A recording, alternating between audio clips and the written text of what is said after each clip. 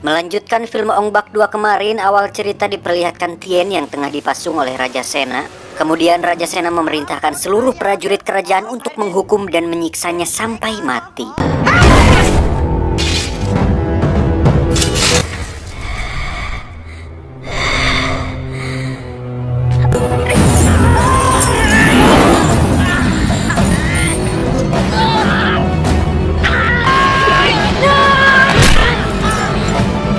Meski dalam kondisi sangat memprihatinkan, namun Tien tetap gigih mempertahankan harkat dan martabatnya. Dan dengan kehebatannya, Tien pun dapat mendominasi pertarungan tersebut.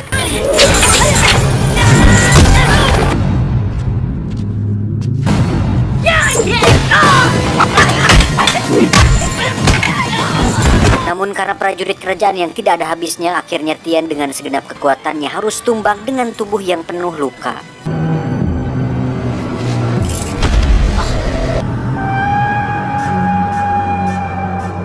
Kemudian dia disekap di sebuah ruangan gelap dan motor monyet. Kemudian dia disekap di sebuah ruang gelap dan kesehariannya dia lalui dengan beragam siksaan yang bisa membunuhnya setiap saat.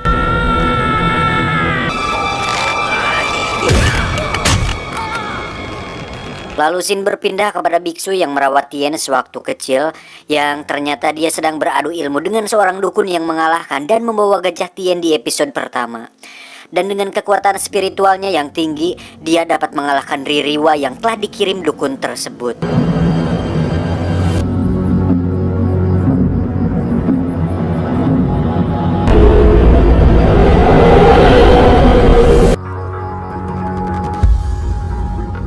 Di sisi lain, kini Raja Sena sudah mulai merasakan karma dari apa yang dulu dia perbuat.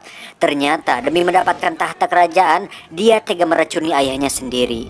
Mengetahui hal itu, ayahnya mengutuk Raja Sena supaya dia menderita sampai akhir hayatnya. Kemudian Raja Sena mulai diteror dan dihantui dengan kutukan ayahnya. Namun ternyata itu semua hanyalah mimpi.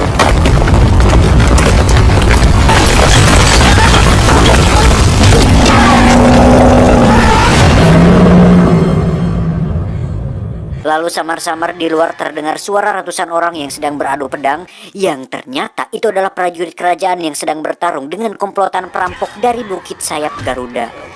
Kedatangan mereka tiada lain adalah untuk menyelamatkan pemimpin mereka, yaitu Tien. Akan tetapi mereka malah dibantai habis oleh dukun kerajaan yang sakti mandraguna itu. Takut. Apaan sih monyet?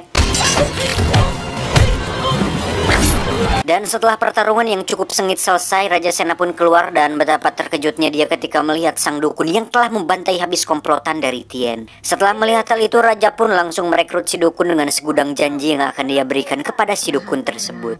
Namun si dukun malah menolak mentah-mentah dan dia juga mengatakan bahwa kutukan yang selama ini Raja rasakan berasal dari orang yang sangat ingin membunuh Raja.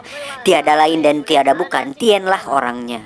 Mendengar hal itu, Raja pun langsung naik pitam dan memerintahkan algojonya untuk melaksanakan hukuman mati esok pagi.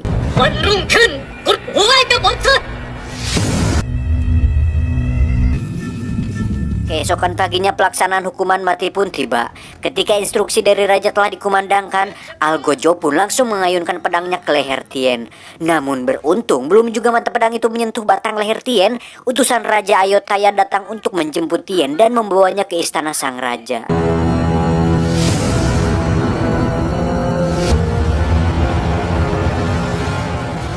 Sebelum ke istana, mereka membawa Tien ke puskesmas terlebih dahulu untuk mengobatinya. Di puskesmas itu ternyata ada kekasih masa kecil Tien yang sekarang sudah tumbuh menjadi perawan yang cantik jelita dan juga masih berwarna pink. Apanya? Belum juga Tien diobati, tiba-tiba orang suruhan Raja Sena berdatangan dan membantai semua pasukan penjaga kerajaan Ayodhya yang mengawal pembawaan Tien. Tak ingin sesuatu terjadi pada kekasih pujaan hatinya, Pim pun langsung mengevakuasi Tien dan memeluknya di pojokan tempat tersebut.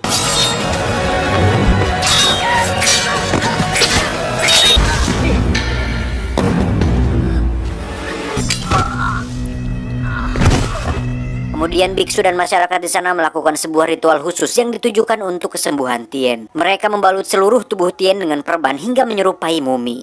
Dan mereka juga mengumpulkan semua barang berharga milik mereka untuk dijadikan sebuah patung Buddha sebagai persembahan kepada Tuhan untuk menebus nyawa Tien.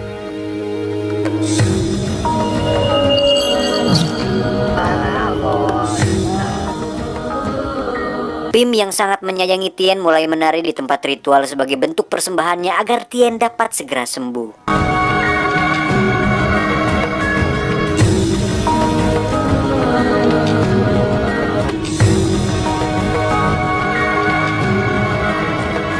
Dengan gigih dia selalu menari meski sudah mencapai batas kemampuannya.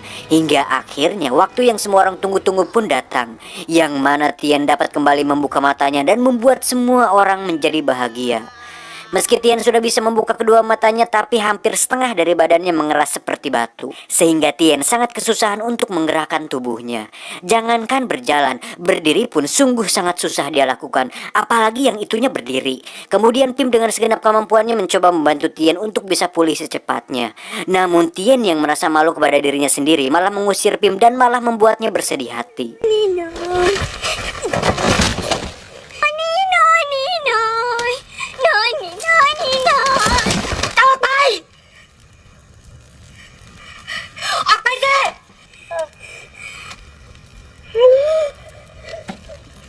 Hingga malam menjelang fajar tiba, Tien sudah berada di atas tebing untuk maju satu langkah terakhirnya menuju ke kematian yang sangat menyakitkan.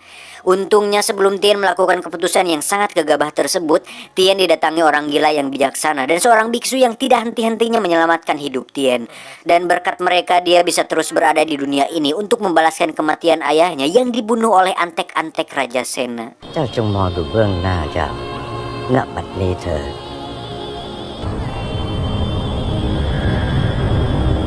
Semenjak itu dia mulai mengingat masa lalunya ketika hidup di Sanggartari yang ternyata dia dikirim ke Sanggartari bukan tanpa alasan. Yang ternyata di sanalah dia diajarkan tentang kehidupan dunia yang sesungguhnya. Kemudian Tien yang sudah kembali ke jati dirinya yang dulu mulai melakukan yoga untuk mengembalikan struktur tulang dalam tubuhnya agar menjadi seperti sedia kala. Karena pada waktu itu belum ada tukang urut yang ahli dalam menyembuhkan berbagai masalah tulang seperti misalah dan sebagainya, membuat Tien harus berjuang sendiri dalam proses penyembuhan dirinya. Dan setelah perjuangan yang sangat panjang, akhirnya Tien berhasil menguasai kembali tubuhnya. Nggak perlu sebelai. Ini nggak perlu selebay itu kali bangsat.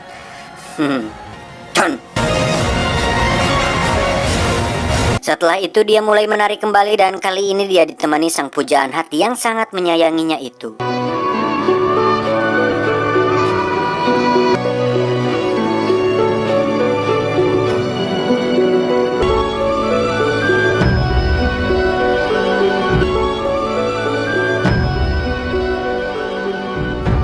Beberapa hari kemudian Tien dengan segala ambisinya mulai melatih kekuatan ilmu bagian dalam tubuhnya.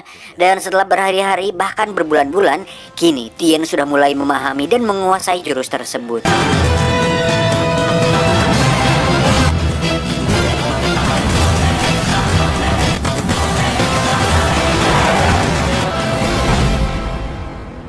Di sisi lain, Raja Sena yang sudah mulai jengkel dengan mimpi buruk yang terus dialaminya memutuskan untuk membunuh sang dukun kerajaan. Namun karena dukun yang terlalu santri mandraguna, Raja Sena pun tentunya tidak dapat mengalahkan dukun tersebut. Dan akhirnya Raja Sena harus tewas seketika karena tebasan tangan si dukun hingga membuat kepalanya terpisah dari tubuhnya.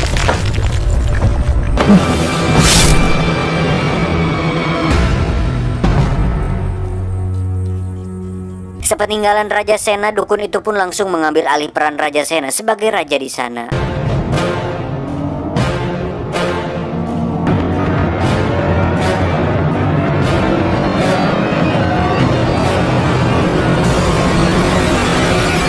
Sementara itu Tien yang sedang fokus dengan ilmu jiwanya terus melatih tubuhnya.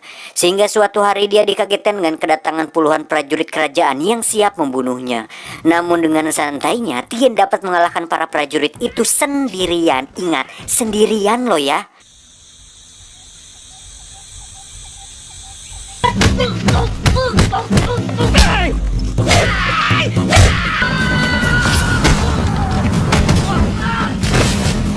Dan betapa terkejutnya Tien ketika melihat kampung yang ditinggalinya telah diluluh lantahkan oleh pasukan kerajaan. Dan hanya kesunyian yang dia dapatkan di sana, ternyata sebagian penduduk di kampung itu telah mati.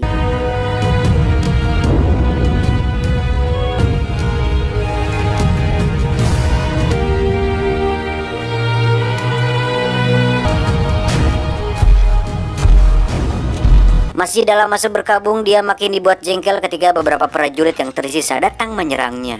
Untungnya dengan bantuan jurus kabut tebal no jutsu, membuat prajurit yang menyerangnya dibuat lemah tak berdaya.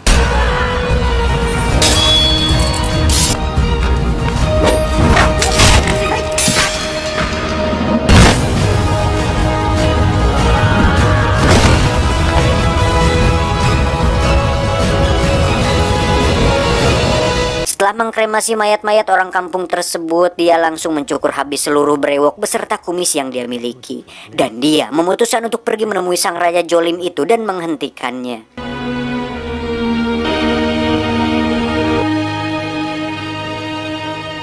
Di sisi lain, penduduk desa yang tidak dibunuh ternyata dijadikan budak oleh raja, begitupun Pim yang sudah dijadikan budak dan dipaksa untuk kerja rodi di sana.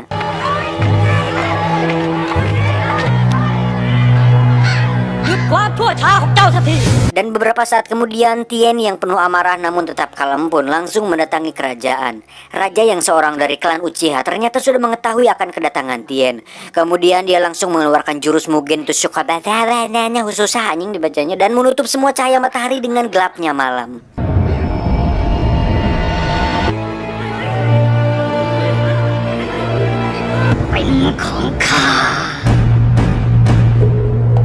Kemudian dia membawa Pim dan langsung menyembelihnya saat itu juga. Melihat kekasihnya mati membuat seluruh amarah dalam dirinya meledak dan dia langsung menyerang seluruh prajurit kerajaan itu dengan membabi buta.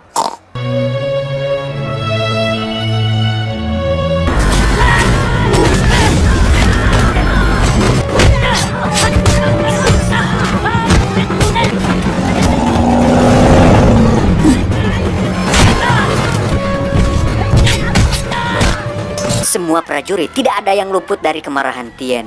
Dan tiba-tiba, ya, sebuah tombak melesat hebat menembus organ-organ dalam tubuh Tien. Ternyata karena kemarahan dan dendam dan kebencian yang ada dalam diri Tien membuat sang raja menjadi semakin tak terkalahkan. Mendengar hal itu, Tien pun langsung tersadar. Aku datang dari kekosongan dan akan kembali dalam kekosongan. Dan seketika Tien kembali ke posisi awal dia datang. Di sini ada dua hal yang menarik, antara Tien memang dapat mengembalikan waktu sesuai apa yang dia inginkan, atau Tien dapat memprediksi sesuatu yang akan terjadi di masa depan. Entahlah, hanya mas-mas fotokopian yang tahu. Lanjut, sekarang Tien menjadi lebih tenang dari sebelumnya. Lalu tiba-tiba sebuah petir menyambar dari langit menghantam sang raja hingga terpental jauh dari singgasananya.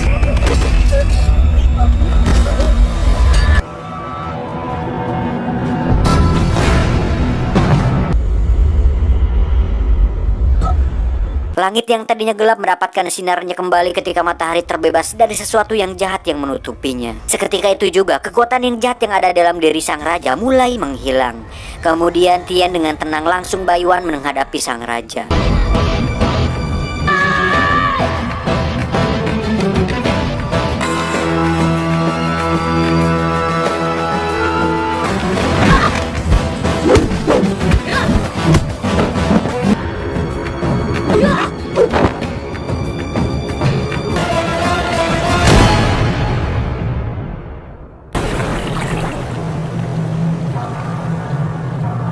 Dan dengan susah payah raja itu pun menghadapi Tien yang puluhan kali lebih kuat daripada dirinya, hingga akhirnya raja itu pun mati di tangan Tien.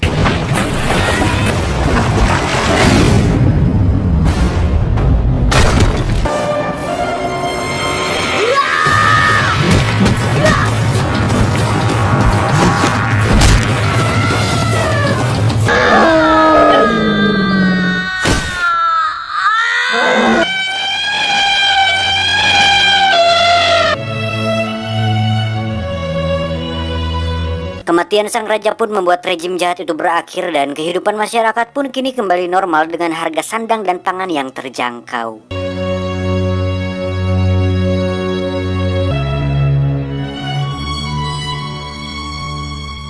Tamat, ending yang membagongkan.